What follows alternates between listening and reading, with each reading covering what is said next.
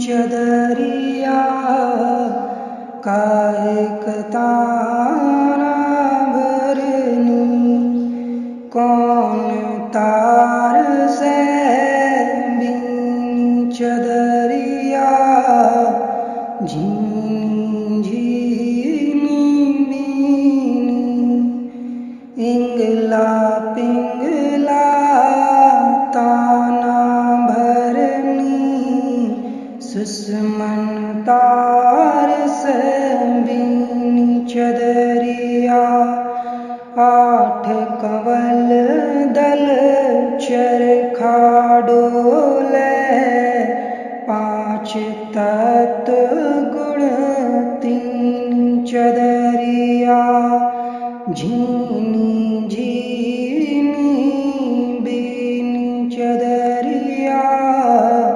झीनी झीनी बीनी, साईं को सियत 10 मासा लागे, ठोक ठोक के बीनी चदरिया, सो चादर सुर नर मुनि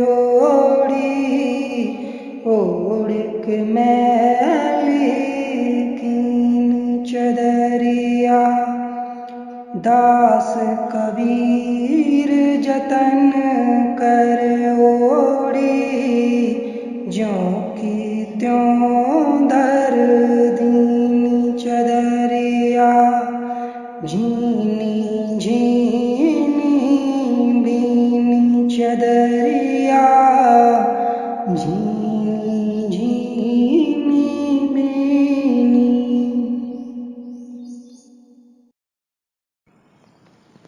सत साहिब आप सभी लोगों को। इस चित्र में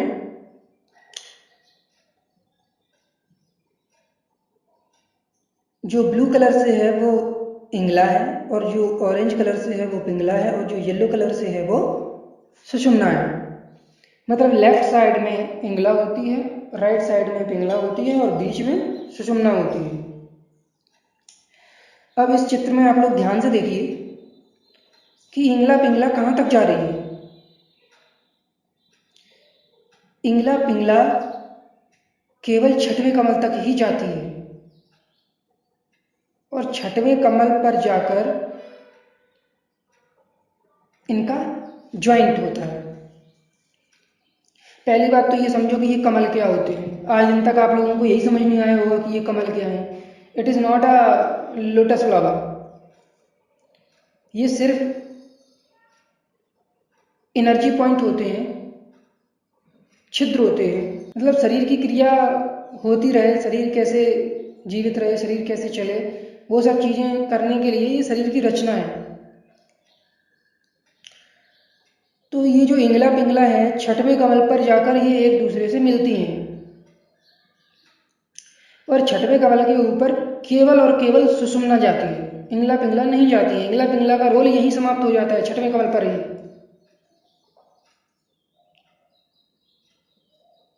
अब मैंने पिछले वीडियो में आपसे क्या कहा था कि हमें अपनी सांसों की लेंथ बढ़ानी होती है, इन द सेंस नॉर्मल करनी होती है, क्योंकि अभी जिस तरह का जीवन हम जी रहे हैं, जिस तरह की हमारी दिनचर्या है, वो बिल्कुल ही गलत है। सुबह 4 बजे उठकर फ्रेश ऑक्सीजन लो बाहर की, थोड़ा बहुत योग करो, तो अपनी दिनचर्या सुधारो। तो अब पॉइंट पर आते हैं। मैंने पिछले वीडियो में इसलिए आपसे कहा था कि अपनी सांसों को नॉर्मल करो। कितने लोगों ने अपनी सांसें गिनी 1 मिनट में? नहीं करी है तो करना। किसी की 24 जाएंगी, किसी की 26 जाएंगी, किसी की 28 जाएंगी, किसी की 32 जाएंगी।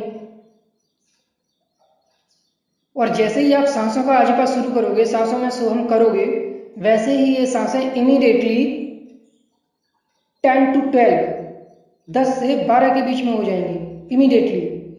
और होता क्या है कि जैसे ही हम सांसों की गति कम करते हैं वैसे ही सांसों का आयाम बढ़ जाता है, प्राणों का आयाम बढ़ जाता है, प्राणों की लेंथ बढ़ जाती है। जो सांसें हमारी 5वें चक्र तक भी, 6वें चक्र तक भी नहीं पहुंच रही थी, नीचे नाभि तक भी नहीं पहुंच रही थी, वो सांसें हमारी 6वें कमल तक पहुंचने लगती हैं और नीचे नाभि के नीचे जाने लगती हैं, जिससे हमारे पूरे शरीर में फ्रेश ऑक्सीजन जाती है, जिससे हम स्वस्थ हो जाते हैं। इन सब चीज़ों में थोड़ा समय लगता है। तो मैंने वही चीज़ बताई थी कि हमें अपनी सांसों की लेंथ इतनी करनी होती है कि वो 6वें कमल तक पहुंच सके। क्यों पहुंच सके 6वें कमल तक, इस चित्र से आपको समझ में आ जाएगा। जब 6वें कमल तक तुम्हारी सांस उठेगी ही नहीं तो फिर कैसे दोनों नाड़ियों सम होंगी।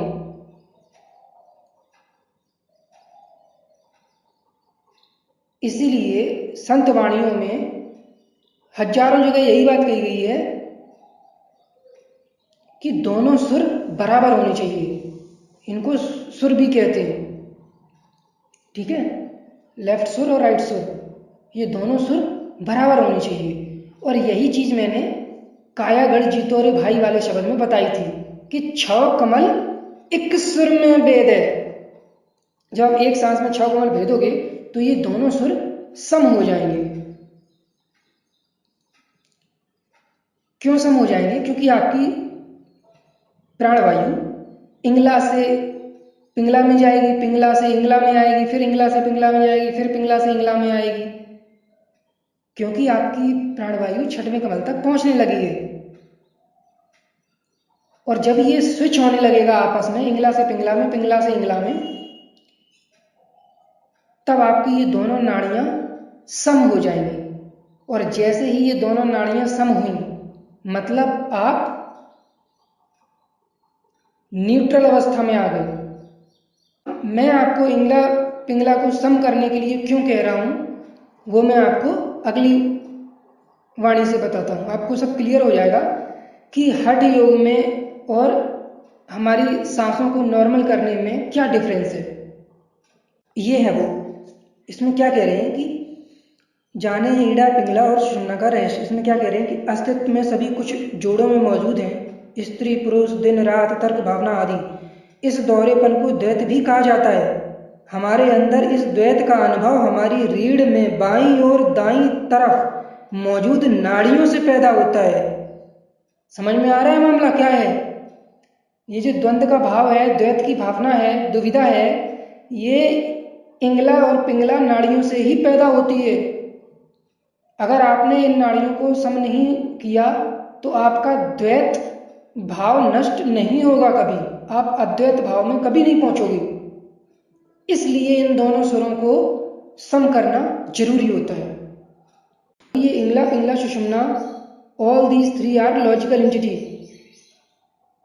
These are intangible things, we can not touch, we can not see. ना तो हम इन्हें देख सकते हैं ना छू सकते हैं। ये सिर्फ लॉजिकल चैनल हैं, लॉजिकल पाथ हैं जिनके थ्रू प्राणवायु का प्रवाह होता है। That's it. नहीं समझ आया? देखो, अगर हम अपने शरीर को चीर फाड़ के देखें तो ये इंगला पिंगला सुषुम्ना आपको कहीं नहीं मिलेंगी। 72,000 नाड़ियों में ये 3 सबसे ज्यादा मोस्ट इंपॉर्टेंट होती हैं। ये फिजिकल एंटिटी नहीं है कि ये कोई पाइप है, इनमें प्राणवायु घुस के जाती है, या काल निरंजन महाराज सुषुम्ना में घुस के भीतर बैठे हैं, ऊपर ढक्कन लगा लिया है। नहीं, जैसे मैं बताऊंगा, फिर समझाता हूँ एक उदाहरण से। जैसे बस चलने के लिए सड़क की जरूरत होती है, ट्रेन चलने के लिए पटरी की जरूरत होती है, लेकिन एरोप्लेन को एक एयरपोर्ट से दूसरे एयरपोर्ट तक जाने के लिए ना सड़क की जरूरत होती है ना पटरी की जरूरत होती है। वहां पर कोई भी पाथ नहीं बना होता है, कोई भी रास्ता नहीं बना होता है, फिर भी वहां पे एक लॉजिकल चैनल होता है, लॉजिकल पाथ होता है, जो कि सिग्नल से बना होता है, जो हमें दिखता नहीं है बट होता है। उसी रास्ते से जब भी वो प्लेन उड़ेगा, एक जैसे दिल्ली से बेंगलोर के लिए प्लेन उड़ेगा, तो हमेशा वो उसी रास्ते से जाएगा जो प्री डिफाइंड है। इसे लॉजिकल चैनल कहते हैं, लॉजिकल पाथ कहते हैं। ऐसे ही ठीक इसी तरह हमारे शरीर में ये जो नाड़ियां हैं वो लॉजिकल एंटिटी हैं। बस प्राणवायु का प्रवाह होता है बिना किसी फिजिकल पाथ के, बिना किसी सड़क के, बिना किसी पटरी के। अगर शरीर को काट के देखोगे आपको कहीं कुछ नहीं मिलेगा, इंगला पिंगला सुषुम्ना कहीं नहीं दिखाई देगी। अब हम वाणियाँ देख लेते हैं कि कौन सी वाणी में क्या कहा गया है। ठीक है, चलो शुरू करते हैं। सबसे पहले मैं आपको निगेटिव वाणी दिखाता हूँ जिसमें सदगुरु कबीर साहब ने इंगला पिंगला सुषुम्ना में जाने के लिए मना किया है। ये है वो वाणी। क्या कह रहे हैं इसमें सदगुरु कबीर साहब कि गगना मध्य ज्योति झलके, पानी मध्य तारा, घट गए नीर बिनस गए तारा, निकर गयो के ही द्वारा, मेरु दंड पर डार दुलैची, जोगन तारी लाया, सोई सुमेर पर खाक उड़ानी, कच्चा जोग कमाया। इसमें सदगुरु कबीर साहब हठ योग की बात कर रहे हैं कि जो लोग त्रिकुटी में ध्यान लगा के ज्योति निरंजन को देखते हैं या तीसरे तिल पर ज्योति को देखते हैं, मतलब ऊपर गगन मंडल में ध्यान लगाकर जो भी हठ योग करते हैं उसकी बात करी जा रही है। आगे क्या कह रहे हैं, घट गए नीर बिनस गए तारा, निकर गयो के ही द्वारा। हमारे मस्तिष्क में एक विकारी जल होता है जिसको हम मेडिकल लैंग्वेज में सेरिब्रो स्पाइनल फ्लूइड कहते हैं। जो हठ योगी होते हैं वे इसी को नाम रस समझकर इसी को पीते हैं, मतलब इसी को वो अमृत समझते हैं। तो उसी की बात कर रही है कि सदगुरु कबीर साहब वही कह रहे हैं कि जब ये जल पिनस जाएगा और पता भी नहीं चलेगा कौन से द्वारे से निकल गई जीवात्मा।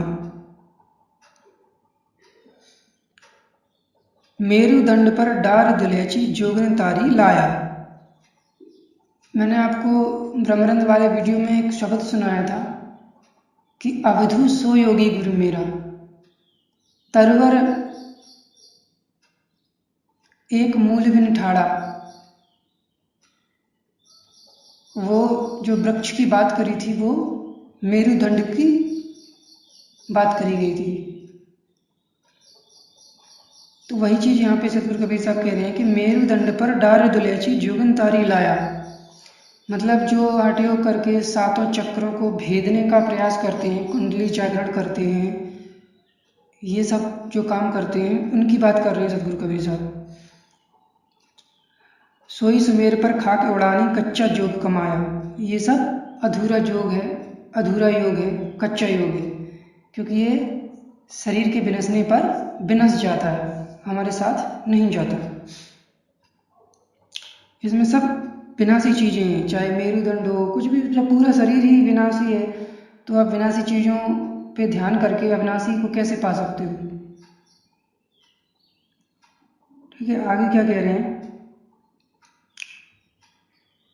इंगला बिनसे पिंगला बिनसे, बिनसे सुखमन नाड़ी, जब उन मुन की तारी टूटे, तब का रही तुम्हारी। यहाँ पे सदगुरु कबीर साहब कह रहे हैं कि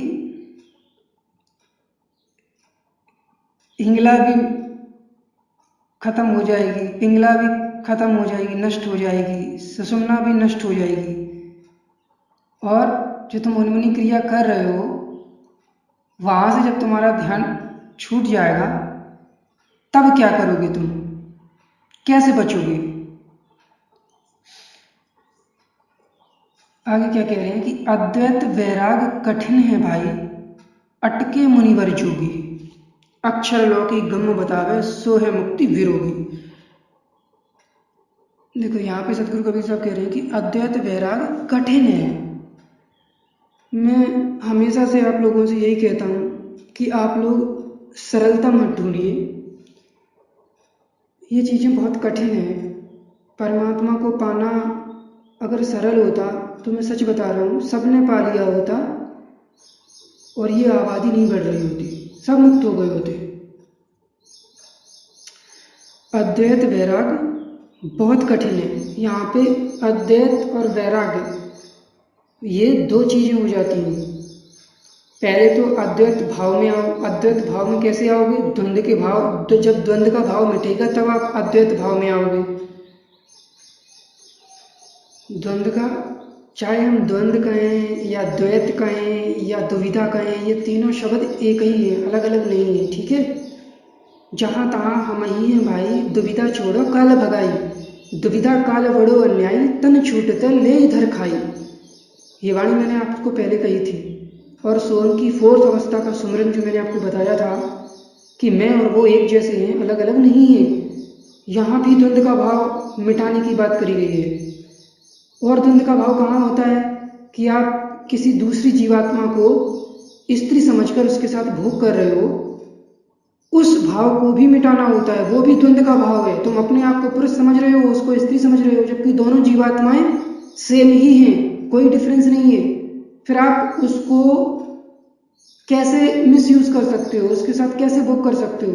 जो तुम हो वही वो है। तो ये सब जो द्वंद्व के भाव हैं, तुम मनुष्य हो, दूसरी जीवात्माएं, अधोगति की, कुत्ता बिल्ली सांप छछूंदर गिलहरी, इनको तुच्छ तरीके से समझना, मांसाहार करना दूसरे जीवों का, ये सब द्वंद्व के भाव हैं। ये द्वंद्व शब्द जरूर 2 अक्षर का है, 3 अक्षर का है, 2.5 अक्षर का है, लेकिन इसमें बहुत गहराई है। इसमें जब आप इस पर विचार करोगे ना, तो आपको सब कुछ त्यागना पड़ जाएगा, तब आपका द्वंद्व मिटेगा, ठीक है। सोहम की फोर्थ अवस्था का सुमरन जो मैंने बताया था, उसको हल्के में मत लेना। सूरत कमल पर अमल करने से पहले जितना जरूरी सूरत कमल पर अमल करना है, उतना ही जरूरी सोहम की फोर्थ अवस्था का सुमरन भी है। द्वंद्व के भाव को मिटाने में आपकी पूरी जिंदगी निकल जाएगी, मिटता नहीं है लोगों का।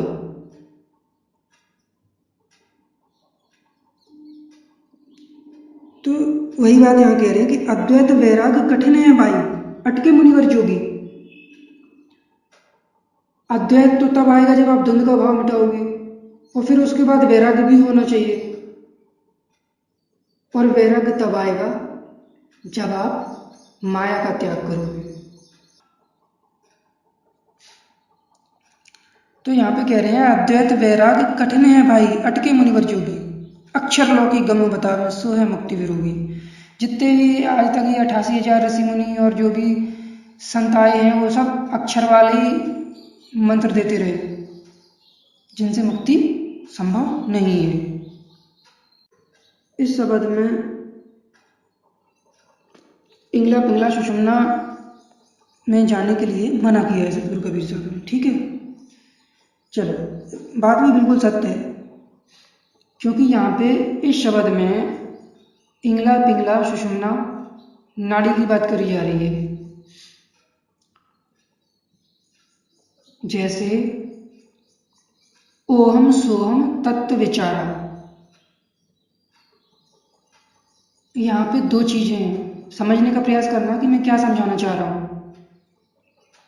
ओहम सोहम तत्व विचारा, ओहम सोहम के मूल अर्थ को समझना होता है, ना कि ओम सोहम को रटना होता है। ऐसे ही ये इंगला पिंगला सुषुम्ना के मूल अर्थ को समझना होता है, ना कि इंगला पिंगला सुषुम्ना का इस्तेमाल करना होता है।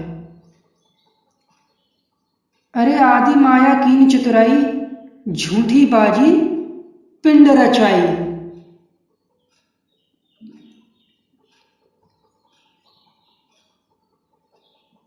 ठीक है, अब मैं आपको वो वाणी दिखाता हूं जिसमें इसके अपोजिट बोला गया है। ये है वो वाणी। अब इस वाणी में क्या कह रहे हैं सतगुरु कबीर साहब कि सतगुरु चरण भजस मन मूरख, काजल जन्म गवावस रे, कर परतीत जपस और अंतर, निस्दिन ध्यान लगावस रे। 12 कोस बसत तेरा साहिब, तहाँ सुरत ठहरावस रे। त्रिकुटी नदिया अगम पंथ जा, बिनमय झर लावस रे। दामिनी दमकत अमरत बरसत, अजब रंग दर्शावस रे। इंगला पिंगला सुखमन से धस, नव मंदिर उठि धावस रे। ठीक है, इस लाइन में क्लियरली बोल दिया सतगुरु कबीर साहब ने कि इंगला पिंगला सुषुम्ना में धंसना पड़ेगा। धंसना मतलब उसमें घुसना, उसमें जाना। इंगला पिंगला सुषुमन से धस, नव मंदिर उठी धावस रे। लागी रहे सुरत की डोरी, सुन्न में शहर बसावस रे।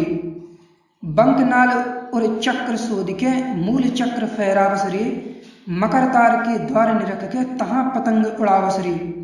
बिन सरहद अनहद जहाँ बाजे, कौने सुर जय गावस रे।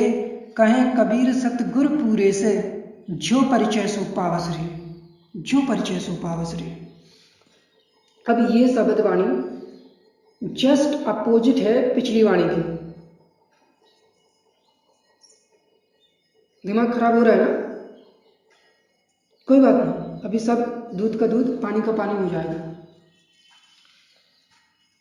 अब इस वाणी में सतगुरु कबीर साहब कह रहे हैं कि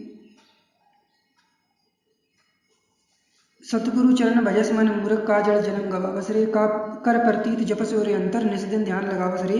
द्वादश कोस बसत तिर साहेब, तहाँ सुरत ठहरावस रे। वही श्रुति कमल पे अमल करने की बात करी जा रही है ना?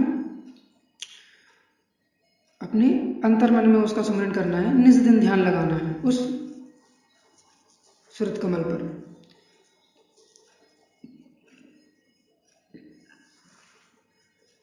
अब यहाँ पे जो कहा गया है कि इंगला पिंगला सुषुमन से धस, नव मंदिर उठी धावस रे। लागी रहे सुरत की डोरी, सुन्न में शहर बसावस रे। तो इस शब्द में मूल अर्थ की बात कर रहे हैं सतगुरु कबीर साहब। पिछले शब्द में इंगला पिंगला सुषुम्ना नाड़ी की बात कर रहे थे, जो झूठी बाजी पिंड में रचाई गई, डुप्लीकेट शब्द की। ठीक है, तो नाड़ियों के भीतर घुसकर नहीं जाना है। और यहाँ पे इंगला पिंगला सुषुम्ना में धंसने के लिए बोला है, मतलब इंगला पिंगला सुषुम्ना के मूल अर्थ की बात कर रहे हैं। सुषुम्ना, मन के सुस्त पड़ने की अवस्था में पहुंचना है, उन्मन रहनी में पहुंचना है, उसी को इंगला पिंगला सुषुम्ना में धंसना बताया गया है। ठीक है, ये एक वाणी है। इसमें क्या कहा जा रहा है कि गगन की ओट निशाना है, दाहिने सूर्य चंद्रमा बाएं, तिनके बीच छिपाना है। देखो वही बात आ गई। मैं आपको बता दूं कि इंगला को चंद्र नाड़ी कहते हैं और पिंगला को सूर्य नाड़ी भी कहते हैं, मतलब ये डुप्लीकेट नेम है। मैं पहले भी कह चुका हूं कि माया is nothing but just a शब्द भ्रम। तो इंगला को चंद्र नाड़ी कहते हैं, पिंगला को सूर्य नाड़ी कहते हैं। वही चीज यहाँ कही गई है कि गगन की ओर निशाना है, दाहिने सूर्य चंद्रमा बाएं, तिनके बीच छिपाना है, मतलब हमें ऊपर चढ़ना है, वो हमारा निशाना है। मतलब ऊपर की तरफ जहां काल निरंजन रहता है वहां पे हमें निशाना लगाना है।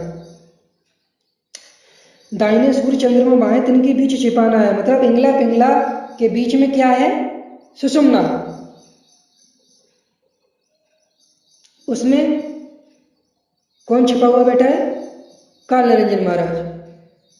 आगे क्या कहते हैं? तन की कमान सुरत का रोड़ा, शब्द बाण लेताना है, मारत बाण विधातन ही तन, सतगुरु का परवाना है। सतगुरु का जो परवाना है, शार शब्द का परवाना है, वो बाण से मारना है उस काल निरंजन को। हठ योग से नहीं मारना है, ऊपर चढ़ा के नहीं मारना है। मार्यो बाण घाव नहीं तन में, जिन लागा तिन जाना है। उस शब्द का बाण ऐसा लगा कि शरीर में कहीं भी घाव नहीं हुआ, लेकिन जिसका लगा उसी ने जाना है। कहें कबीर सुनो भाई साधु, जिन जाना तिन माना है। और जिसने ये जान लिया उसी ने ये माना है, अन्य किसी ने नहीं माना।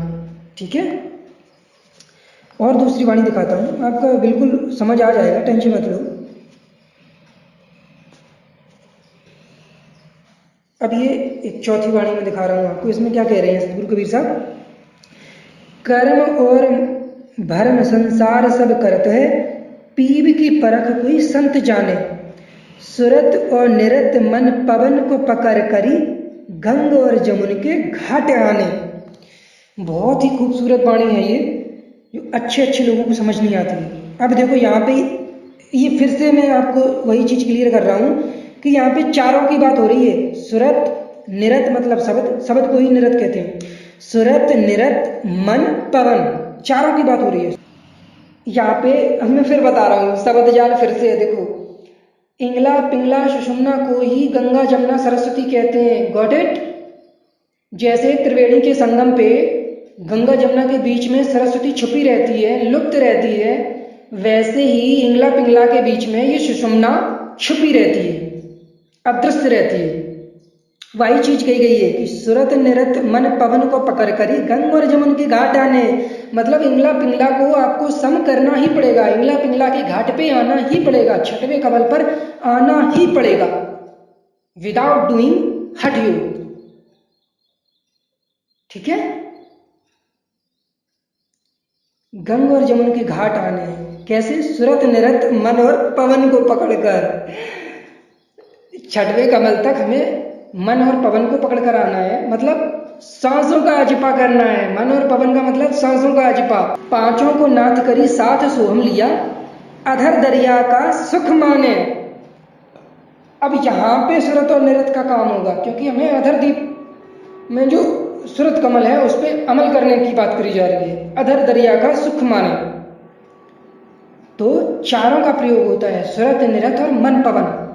लेकिन मन और पवन छठवें कमल तक जो सोहम का चौथी श्रेणी का सुमरन करते हैं, जैसे ही द्वैत का भाव खत्म होता है वैसे ही मन और पवन का रोल समाप्त हो जाता है। उसके बाद जो सुरत कमल पर अमल करने की बात होती है वो केवल सुरत और निरत से होती है, सुरत और शब्द की होती है। वहां पर मन पवन का रोल समाप्त हो जाता है। इसीलिए कहा था सतगुरु कबीर साहब ने कि द्वादश ऊपर अजपा फेरे मने पवन थक जाई। अब सारी कड़ियां जोड़ दी हैं मैंने, अगर अभी भी आपको समझ ना आए तो या तो मेरा दुर्भाग्य है या आपका दुर्भाग्य है। ये जो सुषुम्ना है इसको तत्व कहा है कबीर साहब ने अधर द्वीप का। जितने भी 7 द्वीप हैं सबके अलग अलग तत्व होते हैं। किसी द्वीप का तत्व अग्नि है, किसी द्वीप का तत्व जल है, किसी द्वीप का तत्व वायु है। ऐसे ही ये जो 7वां द्वीप है अधर द्वीप, इसका तत्व ही सुषुम्ना है। बताओ क्या करोगे, कैसे बचोगे सुषुम्ना से? तो ये चीजें लोगों को समझ नहीं पड़ी। ठीक है, आप लोग इसको 2-3 बार देखकर विचार करो और अपना समझो क्या है क्या नहीं।